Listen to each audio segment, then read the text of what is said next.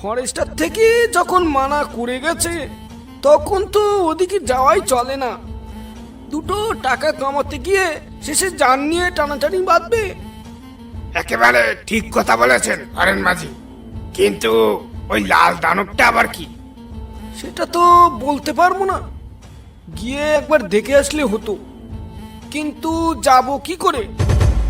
ওখানে গেলেই তো বলছে নৌকা সমেত আটক করবে। আরে হরেন মাঝি, ওই বিপদের মধ্যে না গেলেই হলো, এতে এত ভয় পাওয়ার কি আছে?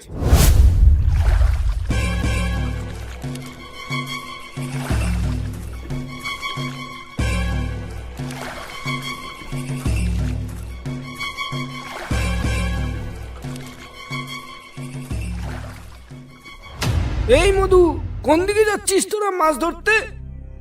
আমরা ঝড়খালির দিকে যাব বলে বেরিয়েছি। এই দুজন মিলে ঝড়খালির দিকে যাচ্ছিস? তোদের সাহস তো কম না। একজনকে বাগে ধরলে আরেকজনকে বাঁচাবে কি করে?